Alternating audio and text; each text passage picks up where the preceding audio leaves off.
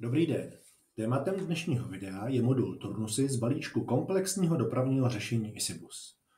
Jelikož modul obsahuje velké množství pokročilých nástrojů pro všechny představitelné situace, je cílem tohoto videa pouze ukázka základního rozsahu, který využijí všichni uživatelé, kteří s modulem budou pracovat.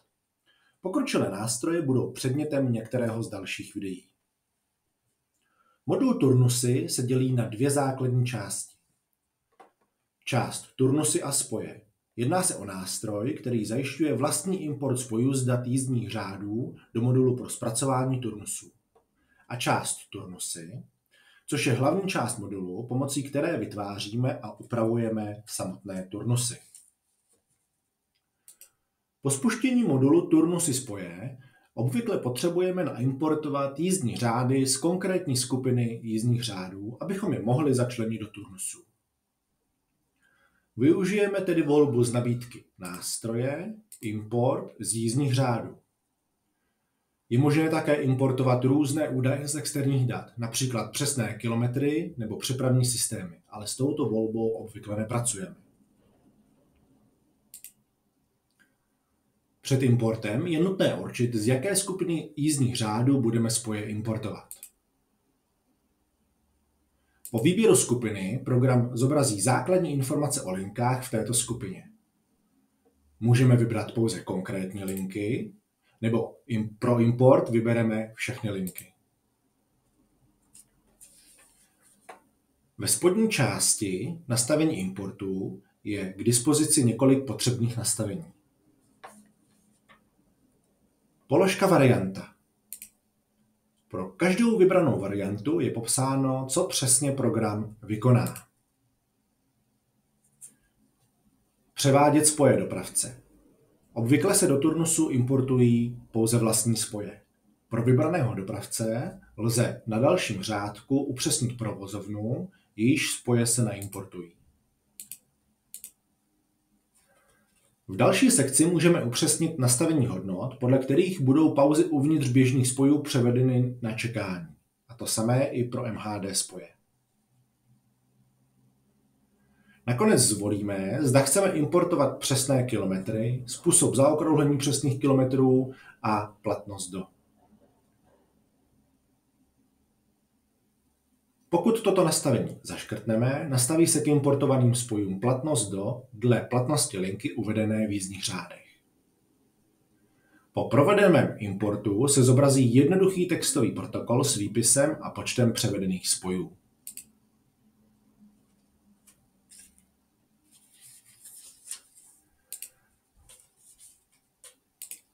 Naimportované spoje vidíme s jejich novou časovou variantou. U těchto spojů se můžeme podívat, jaké všechny údaje se evidují, poklikáním na konkrétní spoj. Vidíme základní informace o spoji, dále platnosti a návaznosti a některé další vlastnosti. Na další záložce vidíme informace o evidovaných přepravních systémech na spoji a počtu přesných kilometrů. Na poslední záložce si také můžeme prohlédnout celou trasu spoje. Převedené spoje můžeme pro účely autobusové dopravy editovat, případně v nutných případech zavést zcela nový spoj do databáze, aby bylo možné připravit nový turnus nebo změnit existující. V ideálním případě by však měl existovat jízdní řád, který se naimportuje z jízdních řádů způsobem, který jsme si před okamžikem ukázali. Akcí, která se v okně Turnusy spoje provádí častěji, je pak hromadná změna vlastnosti spojů. Nalezneme ji pod tlačítkem Akce a pro její spuštění musíme vybrat spoje, u kterých tuto hromadnou akci provedeme. Pro ukázku si zvolíme 4 různé spoje.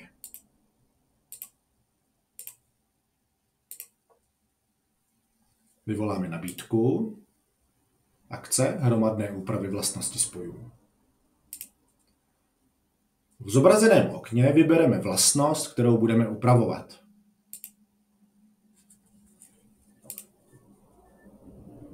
Ve spodní části jsou zobrazené vybrané spoje plus původní i nová hodnota vybrané vlastnosti, kterou měníme.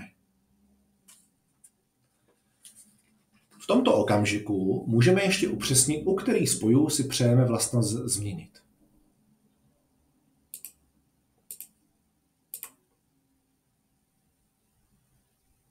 Výběr potvrdíme tlačítkem Upravit vybrané. V zobrazeném formuláři pak máme na výběr dvě možnosti, jak vlastnost spoje změnit. Hromadně. Pro vybrané spoje nastavíme jednu stejnou hodnotu, jejíž výše zadáme do řádku hodnota. Nebo jednotlivě. Tento způsob načte všechny existující hodnoty zvolené vlastnosti, v našem případě nastavení přesných kilometrů, a vypíše je do formuláře. Ke každé hodnotě pak můžeme nastavit její novou hodnotu. Na námi vybraných spojích se vyskytují dvě různé hodnoty, proto můžeme ve formuláři pro každou variantu hodnoty nastavit novou výši.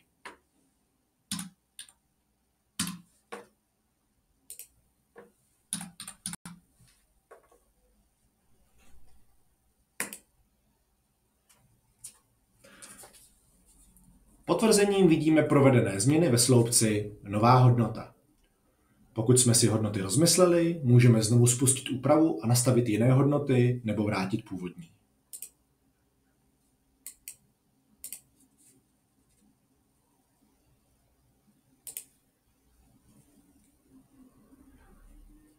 Turnusy spoje nabízejí několik dalších nástrojů. Ve stručnosti zmíním například zobrazení spoje na mapě nebo provedení kontroly proti jízdním řádům.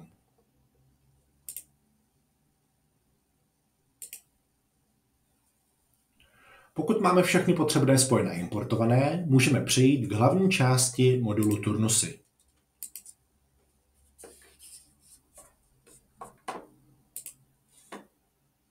Modul Turnusy a jeho hlavní část, kterou si v následujících minutách představíme, obsahuje nepřeberné množství nástrojů pro vytváření a úpravy turnusů. V průběhu tohoto videa budeme mluvit o nejčastěji používaných nástrojích při aktualizaci turnusů podle nových jízdních řádů. Mezi tyto nástroje, které si ukážeme, patří hromadná aktualizace spojů v turnusech, samotná editace turnusu, nástroj pro grafickou editaci turnusu a hromadné úpravy vlastností turnusů. Základní okno turnusů není nutné podrobně popisovat. Princip rozložení okna je stejný jako například u objednávek, které znáte z předchozího videa. Jen ve stručnosti připomenu, že v horní části jsou položky základních akcí, pod nimi se nachází filtr, kterým určíme, jaké turnusy budou zobrazeny v tomto okně. A ve spodní části okna se pak nachází další nabídky nástrojů nebo nabídky tiskových výstupů. Navážeme tedy na předchozí krok, ve kterém jsme si naimportovali spoje z jízdních řádů a nyní potřebujeme provést aktualizaci spojů v turnusech. Tuto akci provedeme volbou pod tlačítkem nástroje Hromadná aktualizace spojů.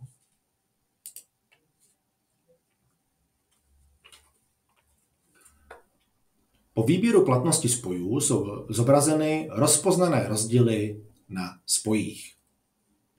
Vybereme turnusy, u kterých chceme provést aktualizaci, a potvrdíme.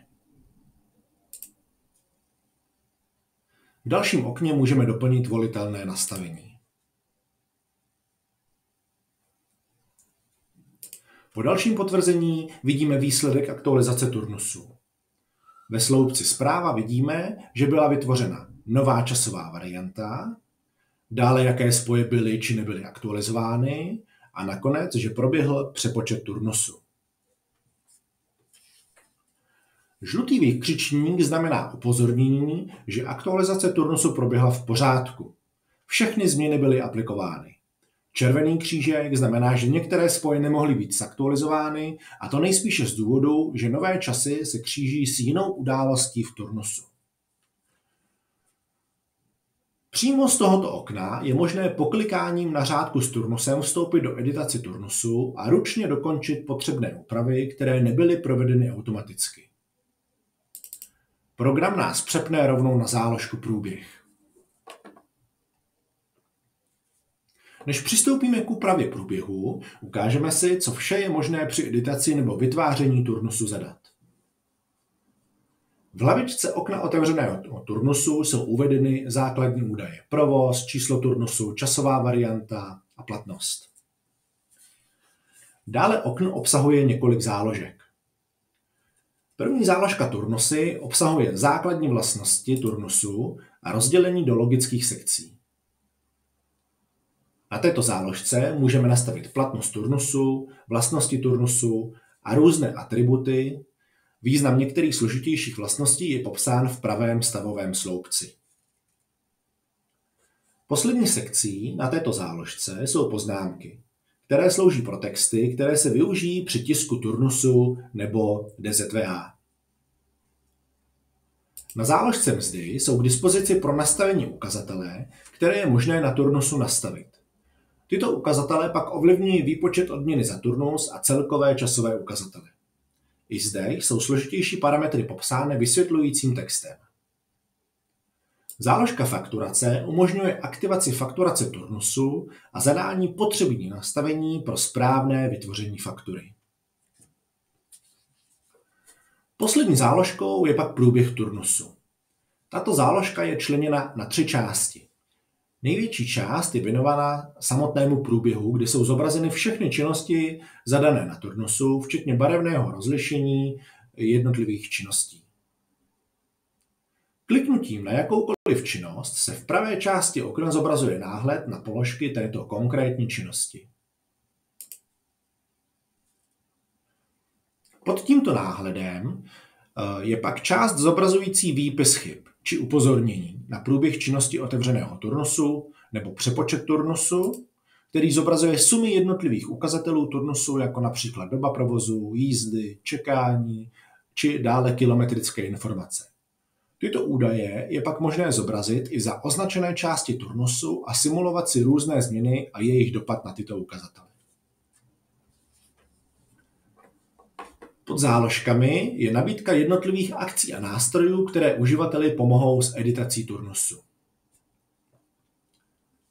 Přidání nové činnosti do turnusu provedeme běžným způsobem kliknutím na tlačítko plus.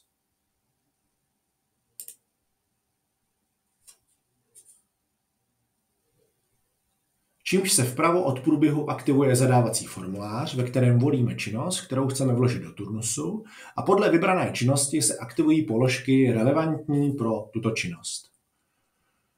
Například přidáme činnost informace.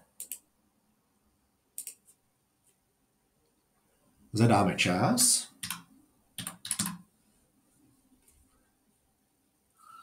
a doplníme text informace a klikneme na uložit.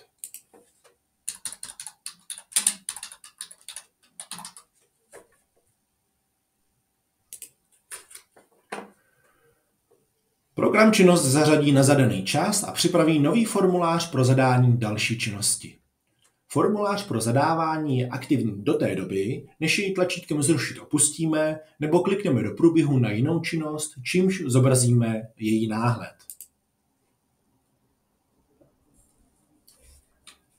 Editací libovolné činnosti v průběhu turnusu vyvoláme dvojklikem na řádku s činností nebo ikonkou pro editaci v horní nabídce. Vpravo se aktivuje formulář pro editaci činnosti, ve kterém můžeme upravit jednotlivé parametry a znovu uložit. Jakoukoliv úpravou průběhu turnusu automaticky dochází k přepočtu turnusu. Celkové ukazatele za turnus jsou tedy vždy aktuální. Při práci s turnusem může nastat situace, kdy si budeme chtít aktuálně rozpracovaný turnus uložit pro jinou situaci a později se k této variantě vrátit. V takovém okamžiku můžeme použít nabídku uložit rozpracovaný turnus jako ve spodní části okna pod tlačítkem akce. V otevřeném okně doplníme označení, časovou variantu a zvolíme, jestli chceme pokračovat dále v práci s původním turnusem nebo s nově vytvořenou variantou.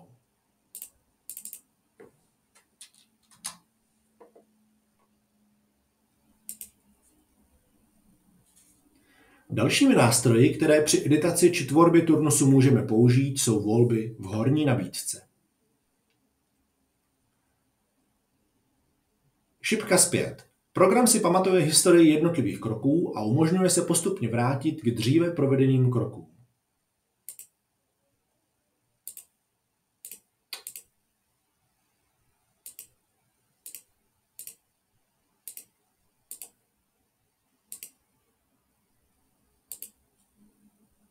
Můžeme tak vrátit omylem smazanou nebo upravenou činnost. Historie je v rámci otevřeného turnusu. Jakmile turnus zavřeme, historie kroků se vymaže.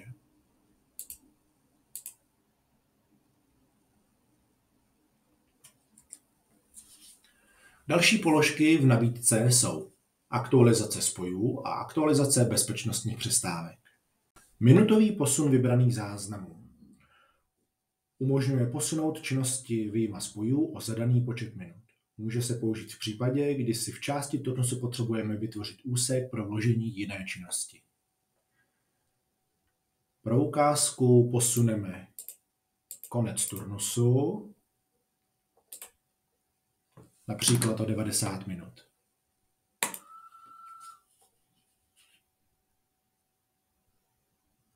Program činnosti posune o zadaný počet minut. V tuto chvíli můžeme využít dalšího nástroje, přidat spoje. Vybereme si spoj, který chceme do turnusu přidat. Program umožní přidat vybrané spoje, pokud je v průběhu turnusu pro ně místo.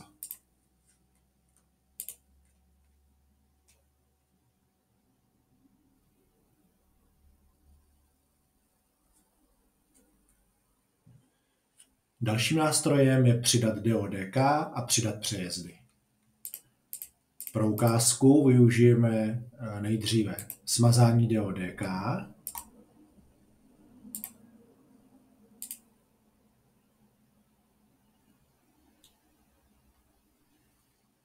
a odstranění přejezdů.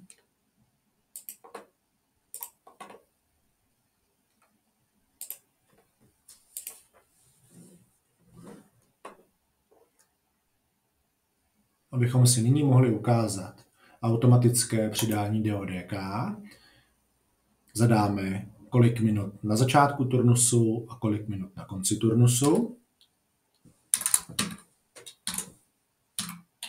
ve formátu hodiny, minuty.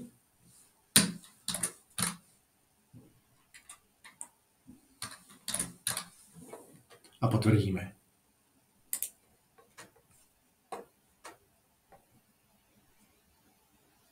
Program automaticky přidal DODK na začátek a na konec turnusu. Nemusíme se bát, že zmizel začátek a konec turnusu, při uložení nebo přepočtu turnusu se opět doplní. Nyní si můžeme zkusit přidat přejezdy. Automaticky doplní přejezdy v místě navazujících spojů.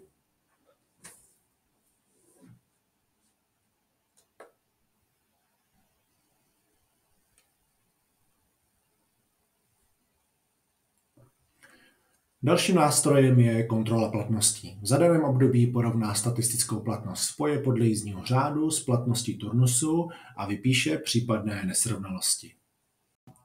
Nástroj Přepočítat vše provede přepočet celého průběhu turnusu.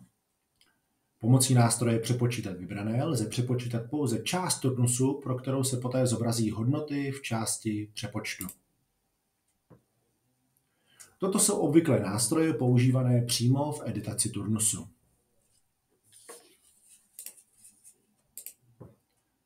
Další oblíbený nástroj je grafická editace turnusu. Používá se především při porovnání a editaci více turnusů zároveň. Grafickou editaci můžeme vyvolat v seznamu turnusů tím, že zaškrtneme požadované turnusy a pravým tlačítkem vyvoláme nabídku a vybereme grafická editace.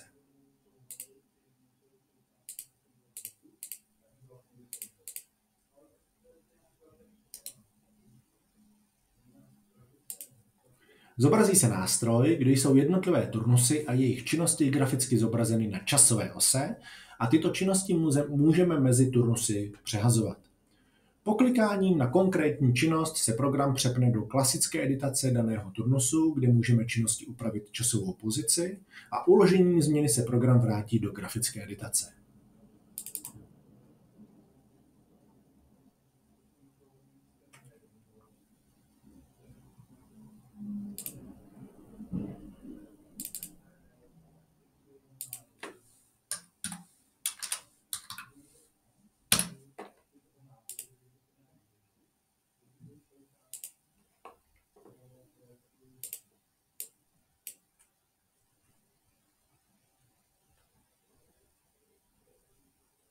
Grafická editace nabízí v horní části okna řadu základních nástrojů pro přidání turnusu do grafické editace nebo naopak jeho odebrání. Klikneme na turnus, který chceme z grafické editace odebrat a odstraníme. Další můžeme zase přidat.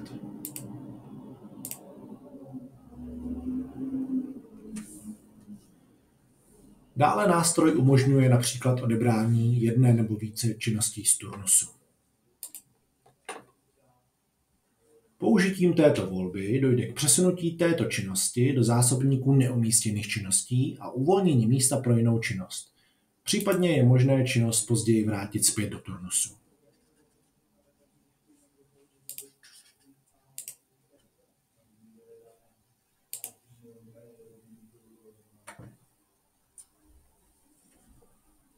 Pokud jsme s úpravou turnusu spokojeni, zavřeme a pokračujeme dalšími nástroji. Velmi často používaným nástrojem je pak hromadná úprava vlastnosti turnusu, kterou vyvoláme z nabídky pod tlačítkem akce. Tato akce se vztahuje na zaškrtnuté turnusy.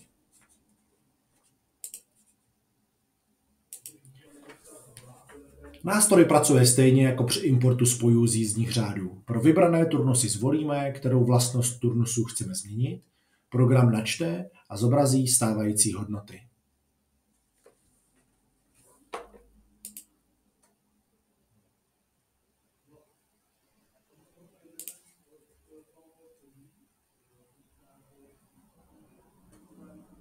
Finálně zvolíme turnusy, u kterých provedeme tuto změnu a klikneme na Upravit vybrané.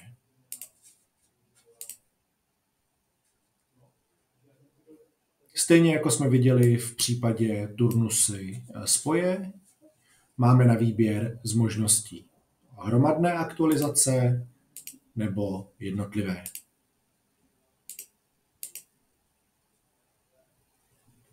Po potvrzení opět uvidíme vybranou změnu v sloupcích původní a nové hodnoty.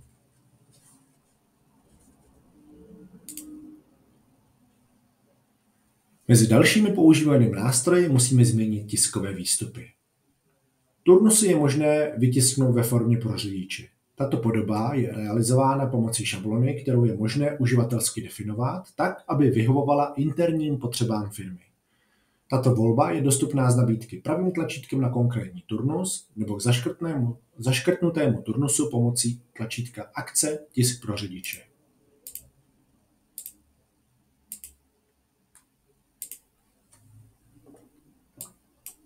Potvrdíme šablonu a zobrazí se nám náhled.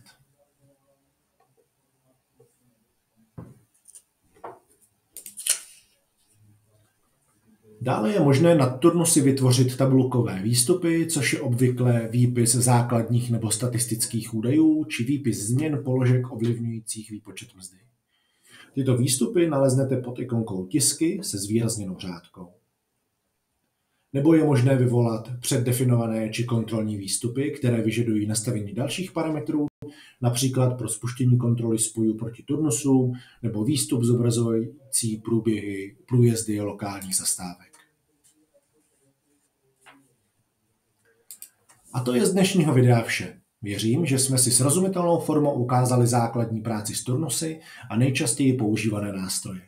Další nástroje a funkce si může vyzkoušet každý uživatel, který zná svou oblast a může se tedy přesněji zaměřit na konkrétní věci, které nelze při obecné ukázce jednoduše zahrnout.